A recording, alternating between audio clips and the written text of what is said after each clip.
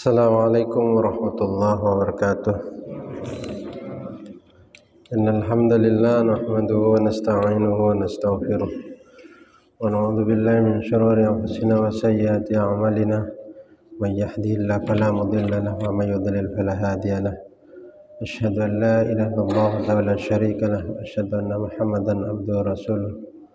Allahumma shalli ala nabiyyina Muhammadin wa ala alihi wa sahbihi ajma'in. Amma ba'du. Jamaah rahimakumullah. Mari kita mengaji kitab Sahih Bukhari, kitab yang paling sahih di antara beberapa kitab hadis yang ada. Dari 9 kitab hadis itu yang paling sahih, yang paling kuat yaitu Sahih Bukhari.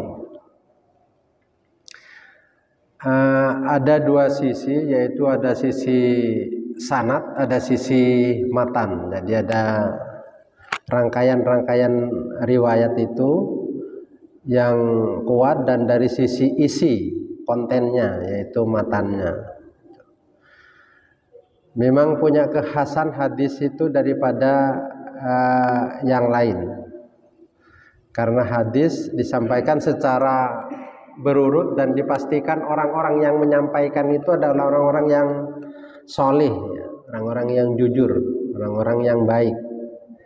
Karena seandainya ada orang lalu meriwayatkan hadis kok makannya di warung, nah bisa dipastikan hadisnya tidak sahih. Begitu juga ketika ada orang yang lalu periwayat hadis yang memberikan dalam rangka untuk bisa menangkap ayam misalnya, lalu dia pura-pura memberikan umpan beras. Nah ketika ditangkap lalu tidak ada, nah itu termasuk tidak jujur. Itu bagi seorang periwayat hadis masalah. Tapi mungkin kalau kita dalam kehidupan sosial itu tidak masalah. Tapi bagi seorang periwayat hadis tentu itu masalah.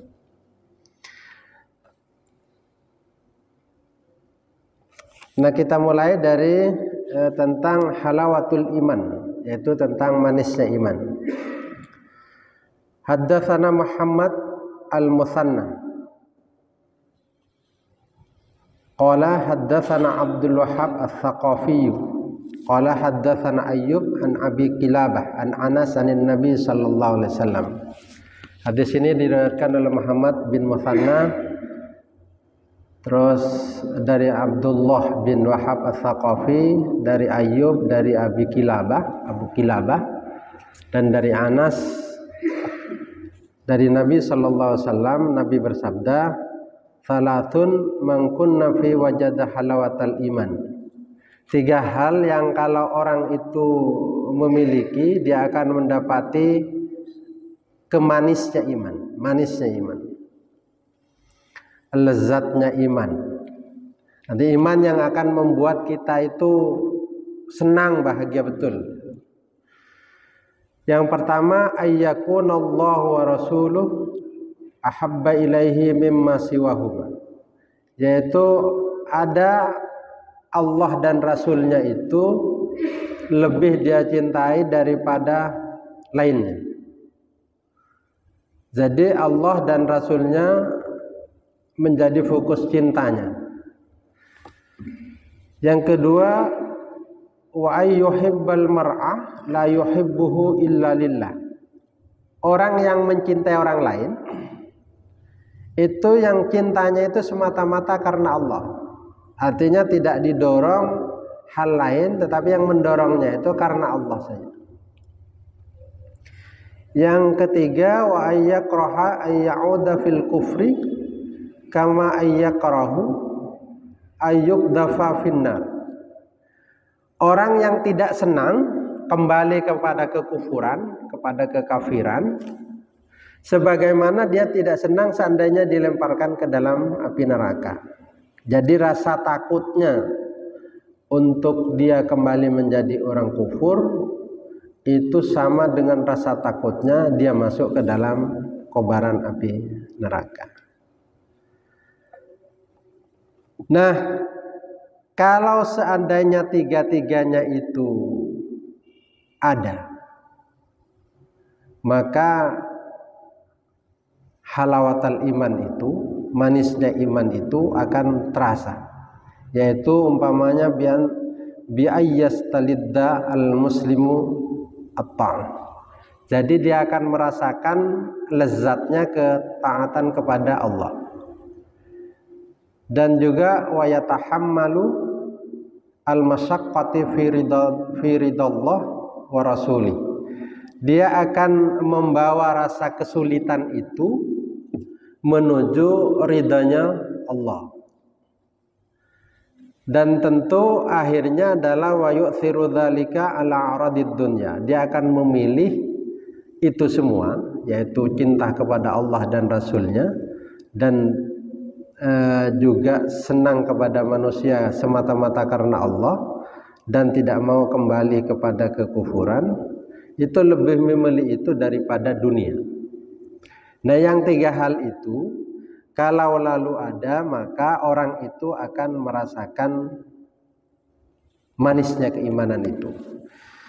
Nah, lalu Abi Jamrah mengatakan bahwa hadis itu menunjukkan bahwa iman itu ada dua. Pertama adalah iman yang lalu dengan keimanan orang itu dia akan jauh dari api neraka. Jauh dari api neraka. Artinya dengan keimanan itu dia akan masuk surga. Dan yang kedua adalah ada orang yang dengan keimanan itu dia tidak kekal di neraka. Artinya dia masuk neraka tetapi tidak kekal di situ. Jadi dua-duanya itu adalah orang yang lalu punya keimanan. Jadi kalau orang itu imannya timbul rasa halawah, dia lalu imannya itu betul-betul merasakan kecintaan, maka keimanannya itu dia tidak akan membawanya masuk ke neraka. Karena ada keimanan yang begitu kuat di dalam hatinya. Ada orang yang beriman, lalu kok ada orang beriman masuk neraka. Nah, itu tidak akan kekal di neraka. Tidak akan kekal.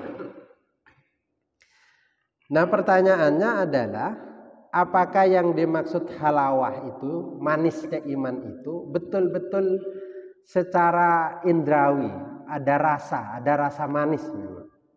Atau memang itu hanya sekedar kiasan saja yang menunjukkan bahwa orang beriman itu merasakan manisnya keimanan. Nah, itu ulama lalu berbeda pendapat tentang itu. Nah, kalau lalu para ulama, para fuqaha itu cenderung untuk membawa masalah ini adalah hanya kiasan saja. Tetapi kalau menurut para ahlus sufa, para orang-orang yang artinya mendalami ilmu tasawuf, tentu dia akan mengatakan bahwa rasa manis itu memang secara indrawi dia merasakan manisnya keimanan. Kira-kira gambarannya seperti ini. Ada orang mencintai orang lain. Nah, duduk bersama saja dengan orang yang dicintainya itu rasa senangnya luar biasa. Atau ada orang yang lalu begitu sangat cinta kepada orang lain, lalu dapat surat. Nah, surat itu yang lalu membahagiakan, senangnya luar biasa. Nah, itu yang dimaksud oleh para ulama bahwa itulah halawah. Itulah halawah. Sama dengan seumpama ketika orang-orang perempuan-perempuan Mesir itu tidak percaya bahwa Nabi Yusuf itu begitu ganteng dan mempesona. Jadi Nabi Yusuf itu bukan hanya ganteng, tetapi memang menarik, mempesona. Kalau katanya orang-orang itu adalah punya mahabbah, sehingga orang itu tertarik bukan hanya dia ganteng, tetapi memang punya daya tarik. Nah, ketika Nabi Yusuf itu lewat, untuk membuktikan bahwa Nabi Yusuf itu menarik. Maka oleh Siti Zulaikha itu dilewatkan saja. Nabi Yusuf itu dilewatkan. Nah, perempuan-perempuan Mesir itu sampai memotong jarinya tidak merasa, tidak sakit. Saking dia terpesonanya dengan Nabi Yusuf. Nah, itu gambaran bahwa sesuatu yang enak itu memang indrawi, artinya bisa dirasa, bukan hanya secara kiasan saja. Maka menurut ulama ini halawah di sini, manisnya iman itu memang betul-betul bisa dirasakan. Maka Abi Jamrah itu mengatakan bahwa ada beberapa riwayat yang menunjukkan tentang itu. Misalnya Bilal bin Rabah. Bilal itu ketika dia disiksa agar dia kafir, dia tetap tidak mau, lalu tetap mengatakan bahwa ahad, Allahu ahad. Jadi Allah yang Maha Esa.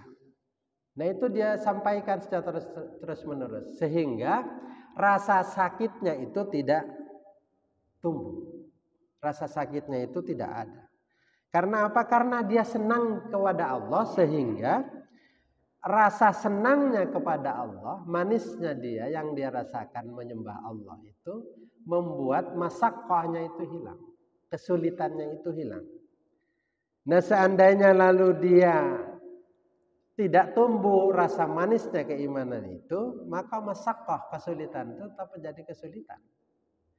Maka sama dengan ketika orang merasakan percaya betul kepada Allah, bahwa yang membuat ujian itu Allah, sehingga ketika dia dipertemukan dengan kesulitan yang betul-betul menyulitkan, lalu dia punya bangunan prinsip keimanan bahwa semua ini dari Allah, pasti Allah itu memberikan ini sebagai bentuk kebaikan. Tentu dia akan merasakan rasanya iman itu, bahwa kalau demikian bahwa Allah itu pasti memberikan kebaikan. Sehingga kesulitannya tetap tidak terasa kesulitan, tetap itu terasa bahwa ini tetap kebaikannya Allah. Semata-mata karena kebaikannya Allah. Kayak Bilal bin Rabah. Ketika dia mau meninggal, oleh teman-temannya, oleh keluarganya itu menyampaikan bahwa alangkah menyedihkan. Jadi ada rasa sedih dari keluarganya, tetapi lalu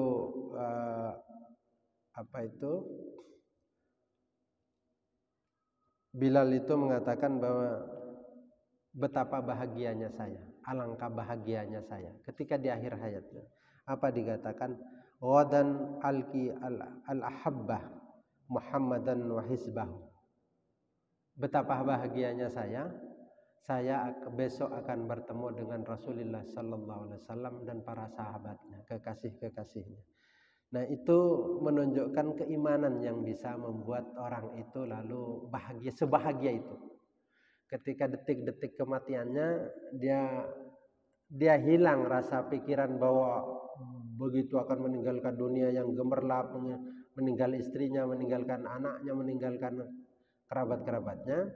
Yang terpikir adalah kecintaannya kepada Rasulullah. Sehingga lalu mengatakan betapa bahagianya saya besok akan bertemu dengan para kekasih yaitu Rasulullah sallallahu alaihi wasallam dan para sahabat-sahabatnya yang telah mendahului. Tentu ini timbul karena memang rasa manisnya keimanan. Manisnya keimanan ini yang lalu membuat dia demikian, sehingga di akhir meninggal pun dia bahagia. Sama dengan ulama yang lalu di akhir hayatnya itu merasakan betul betapa Allah itu luar biasa. Jadi selama hidupnya dia merasakan betul bahwa apapun yang diperbuat Allah itu pasti semuanya adalah kasih sayangnya Allah. Sehingga ketika dia meninggal lalu mau ditalkin, kira-kira diajari kalimat syahadat, kalimat la ilaha illallah Muhammad Rasulullah. La ilaha illallah itu mau diajarkan ke dia. Dia katakan berhenti dulu. Sebelum saya meninggal saya ingin mengenang Allah yang luar biasa kebaikannya terhadap saya.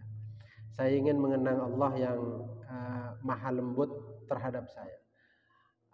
Saya ingin mengenang Allah yang begitu sangat pemaaf terhadap saya. Jadi kenangannya terhadap Allah itu sebelum kembali. Sehingga orang yang mengajari, yang ingin mentalkin kalimat la ilaha illallah itu, ya sudah diam semua. Diam semua. Karena dia sudah merasakan keindahannya Allah, kelembutannya Allah, kasih sayangnya Allah itu jauh sebelum orang-orang itu memberitahu, mengajari. Nah, ini orang yang dalam hidupnya itu sudah merasakan kelezatan keimanan itu. Abi Jamrah yang kedua ingin menceritakan tentang sahabat Rasulullah Sallallahu Alaihi Wasallam.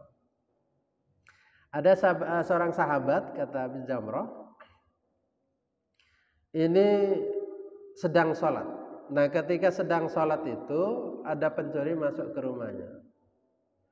Nah, ketika pencuri itu masuk, orang yang sholat ini tidak berhenti. Jadi tidak berhenti dia, tetap sholatnya dikerjakan. Nah, ketika itu lalu ditanya, kenapa kamu tadi kok tidak berhenti padahal ada pencuri yang masuk? Lalu dia mengatakan, adakah yang lebih penting daripada sholat saat kita menghadap Allah Rabbul Jalil, Allahu Rabbus Samawati wal Ardh, Allah pemilik langit dan bumi. Adakah yang lebih penting ataukah adakah yang lebih besar daripada itu? Jadi karena kesenangannya dia sholat, dia menghadap Allah, maka menganggap selain itu tidak penting. Dan itu sebenarnya yang diajarkan oleh Rasulullah Sallallahu Alaihi Wasallam. Nah, ketika kita kenapa kok sholat ini dimulai dengan takbir Allahu Akbar, Allahu Akbar, kan artinya Allah Maha Besar. Kan itu kan artinya. Pemahamannya kan tidak sekedar itu. Pemahamannya adalah bahwa selain daripada Allah itu tidak penting. Selain daripada Allah itu tidak penting. Ketika kita bertakbir Allahu Akbar, mengatakan Allah Maha Besar, berarti selain Allah itu tidak penting. Oleh karena itu, karena tidak penting ya tidak perlu diingat. Juga tidak perlu lalu masuk dalam pikiran kita ketika sholat. Karena tidak penting. Maka yang penting itu saat sholat hanya Allah. Makanya lalu sholat itu dimulai dengan takbiratul ihram. Sehingga tidak sah kalau lalu ada orang sholat kok ke atas ke bawah rukuk dan sujud tapi tidak dimulai dengan takbiratul ihram. Nah itu maka lalu orang ini, sahabat ini menganggap bahwa selain sholat itu tidak penting. Selain sholat itu tidak penting. Selain Allah itu tidak penting. Maka yang penting adalah Allah. Allah itu kan maksudul kullu. Tujuan segala sesuatu itu tujuannya Allah. Akhir dari segala sesuatu itu Allah. Ya manusia tujuannya itu ya Allah. Ya batu ya tujuannya ya Allah. Ya dinding ya tujuannya Allah. Oleh karena itu semuanya lalu bertasbih dan tunduk kepada Allah. Kita punya tubuh.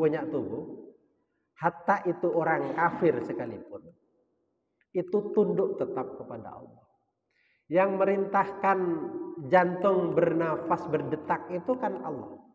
Jantungnya orang beriman ya tetap tunduk dengan perintah itu. Jantungnya orang kafir ya tidak tunduk dengan Allah, untuk berdetak ya berdetak. Ketika disuruh berhenti berdetak, akhirnya meninggal, ya juga kehendaknya Allah. Sehingga tunduk. Nah dari sekian banyak makhluk itu yang meler itu ya manusia. Ada yang beriman, ada yang tidak beriman. Nah itu padahal semuanya itu adalah makhluknya, ciptaannya Allah. Yang ketiga Abi Jamrah ingin menggambarkan bahwa rasa halawah itu, rasa kesenangnya itu adalah itu juga ingin digambarkan.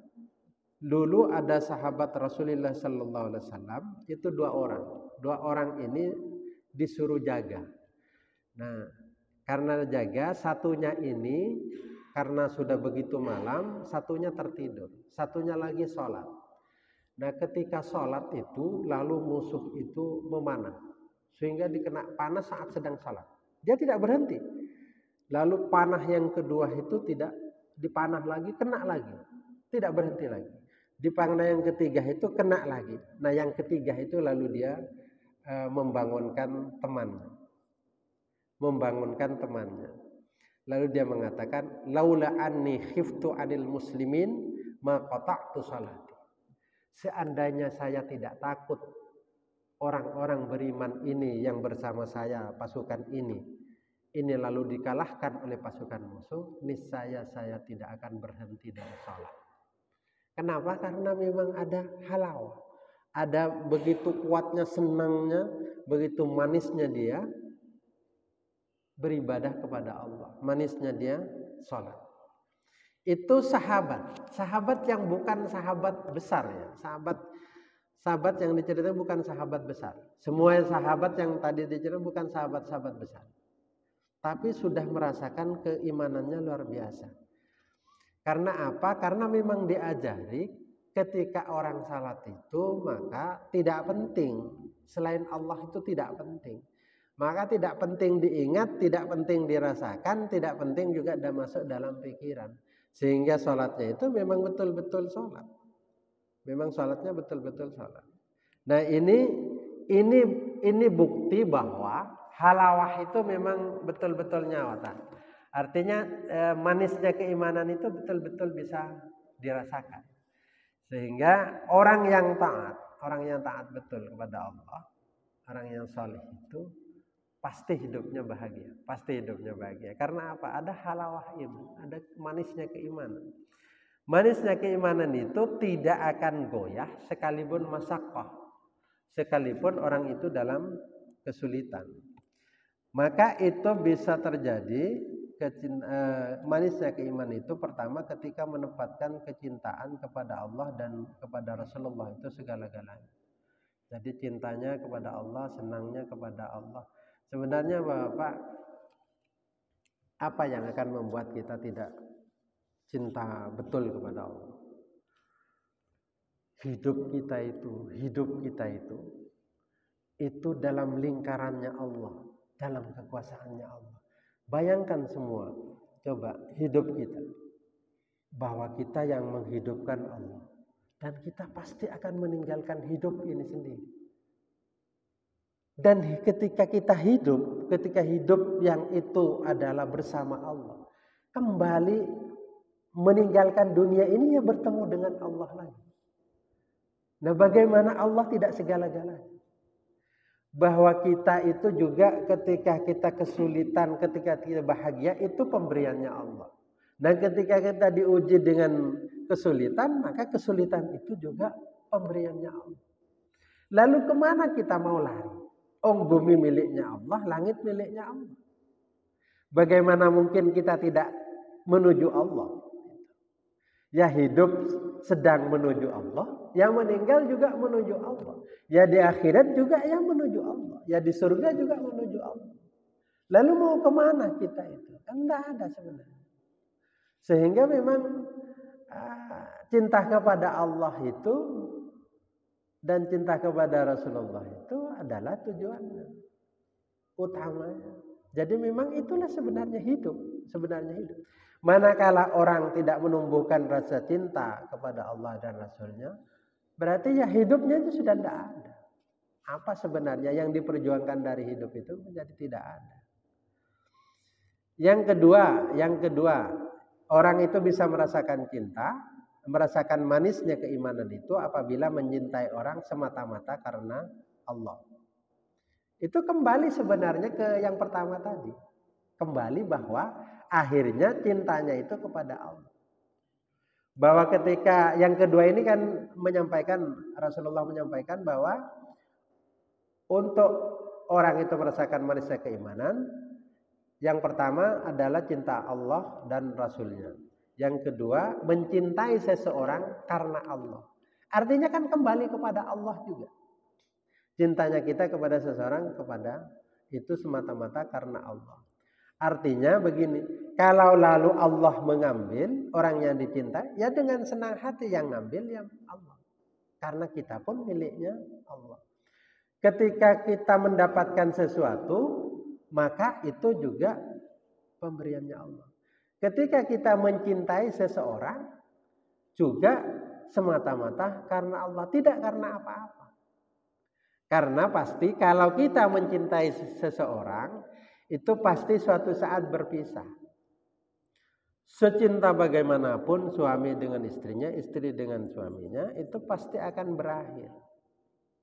Nah, tapi kalau lalu cintanya semata-mata kepada Allah, karena Allah, cintanya kepada orang lain itu karena memang kepada istrinya atau kepada suaminya itu karena Allah, pasti dia akan bertemu di surganya Allah. Karena kecintaannya itu akan dihargai oleh Allah sebagai bentuk pengabdiannya kepada Allah. Tetapi akan rugi betul kalau orang hidup bersama istrinya di dunia ini begitu lama, misalnya 40 tahun atau 50 tahun atau 60 tahun atau 70 tahun hidup bersama istrinya, bersama suaminya. Selama itu tidak tumbuh rasa cintanya itu kepada istrinya atau suaminya, itu tidak semata-mata karena Allah, itu orang paling rugi. Sudah hidup di dunia itu dengan rasa cinta, kok kembali kepada Allah tidak bersama-sama. Artinya tidak bertemu besok di yaumil kiamah. Tetapi orang itu akan bisa bertemu kalau cintanya itu semata-mata karena Allah. Nah, sehingga ini tetap kembali kepada Allah. Yang ketiga, bahwa orang bisa merasakan nikmatnya keimanan itu atau manisnya keimanan itu apabila dia tetap dalam keimanan, tidak kembali kepada kekafiran. Artinya takutnya dia kembali ke kekafiran itu sama dengan takutnya dia dilemparkan ke dalam api neraka. Artinya orang yang sekali dia beriman, ya istiqomah dengan keimanannya itu. Nah, dengan demikian maka dua-duanya dua hal yang terakhir ini kembali kepada Allah. Artinya cintanya kepada Allah. Intinya bahwa orang itu bisa merasakan manisnya keimanan kalau dia merasa bahwa Allah itu segala-galanya. Bahwa Allah lah yang menjadi tujuan. Artinya tidak ada hal yang perlu diperjuangkan habis-habisan selain daripada Allah. Tidak ada harta yang perlu dikejar habis-habisan. Tidak ada juga dunia yang perlu kita kejar habis-habisan. Karena Allah lah segala-galanya itu. Kita di dunia ya bersama Allah, ya di akhirat bersama Allah. Kita di dunia ya bertemu Allah, di akhirat juga bertemu Allah. Jadi tidak ada ruang bagi kita untuk lalu menyingkir dari Allah itu. Maka pastikan lalu menjadi hidup kita itu menjadi hidup yang berarti karena ingat kepada Allah. Maka hadis itu ingin menyampaikan bahwa keimanan yang betul itu, jadi kecintaan kita kepada Allah dan kecintaan kita kepada Rasulullah itu akan melahirkan manisnya keimanan. Jadi manisnya keimanan. Jadi cinta kepada Allah, ya apa yang diperintahkan oleh Allah ya diikuti. Apa yang kecintaan kita kepada Rasulullah, apa yang disampaikan Rasulullah kita ikuti. Tidak perlu kita tambahi, tidak perlu kita kurangi. Jadi kalau kita cinta kepada Rasulullah, ya punya sungkanlah kepada Rasulullah. Tidak perlu apa yang memang segitu ya Rasulullah menyampaikan, ya sudah segitu. Artinya tidak perlu ditambah-tambah. Artinya kalaupun Rasulullah menyampaikan sesuatu, ya tidak perlu dikurangi. Ada seorang ulama yaitu Ibnu Arabi, itu kalau mengerjakan itu senangnya itu, dia pilihan-pilihannya lalu mengambil pilihan yang lalu persis yang Nabi kerjakan. Lalu ditanya oleh muridnya, kenapa Syekh mengerjakan yang seperti itu? Karena kalau orang itu mengerjakan seperti itu, pertama Dia dapat pahala karena memang Nabi memerintahkan itu. Yang kedua, itu bentuk kecintaan saya kepada Rasulullah. Saya senangnya saya dengan Rasulullah Sallallahu Alaihi Wasallam. Jadi ketika kita persis apa yang disampaikan Rasulullah, kita ikuti saja sebagai bentuk senang, bahagia dengan Rasulullah Sallallahu Alaihi Wasallam. Yang kedua, bahwa cintanya seorang beriman, orang beriman mencintai orang lain, itu harus semata-mata karena cintanya kepada Allah, tidak karena yang lain. Karena kalau cintanya seseorang kepada orang lain itu karena Allah, pasti akan dibawa terus, akan menjadi kenangannya sampai yaumil qiyamah. Tetapi kalau kita mencintai istri kita, suami istri mencintai suaminya karena memang bukan karena Allah, karena selain Allah, itu tidak akan terbawa, tidak akan terbawa, tidak akan terbawa. Apakah ada orang yang mencintai selama dia menjadi suami istri, itu sampai akhir hidupnya tidak merasa bahwa cintanya itu memang karena Allah, tidak karena Allah, tidak merasakan itu, sehingga ini tidak akan terbawa. Besok pada yaumil qiyamah, seandainya suami istri itu sama-sama masuk surga, yang satu di surga Firdaus misalnya, yang satunya di bawah, tidak di surga Firdaus, maka ini bisa ditarik menuju surga Firdaus bersama-sama. Jadi cara Allah mengumpulkan orang-orang soleh, menyenangkan orang-orang soleh seperti itu.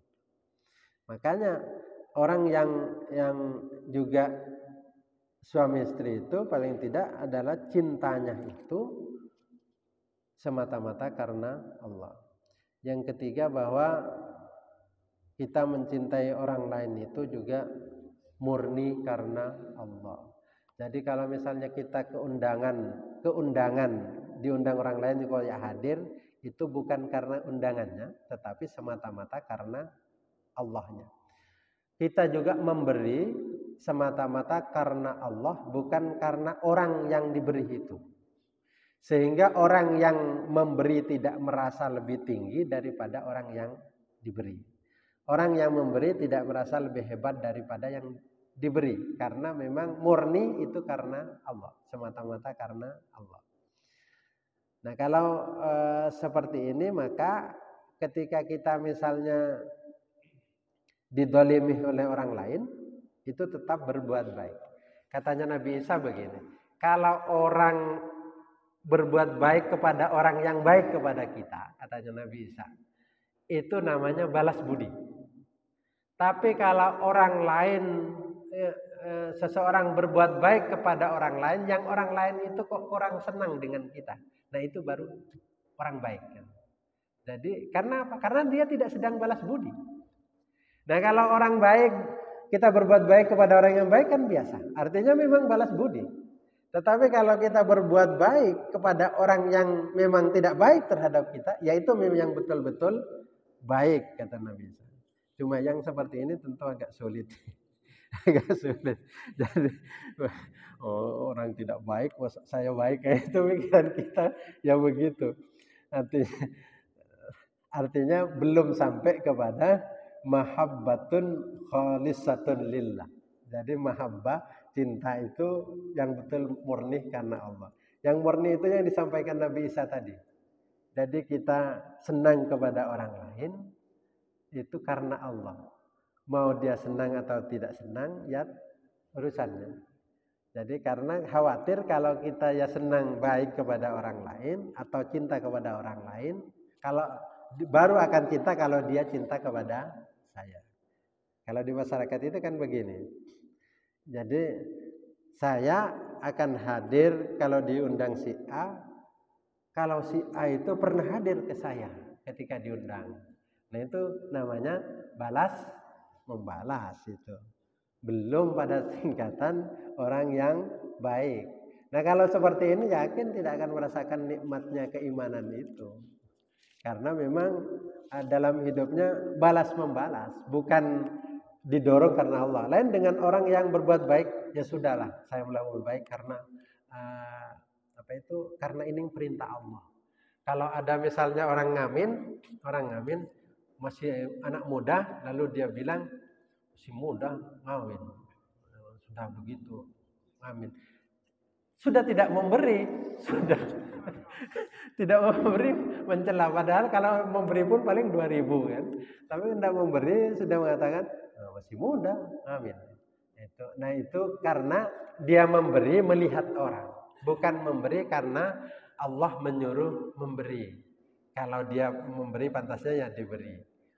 Nah, kalaupun tidak mau memberi silahkan, tetapi jangan lalu membicarakan seseorang yang sedang meminta, karena orang yang minta itu tentu berharap rahmatnya Allah, sehingga kalau kita memberi berarti telah mengabulkan permohonan dia untuk mendapatkan rahmatnya Allah.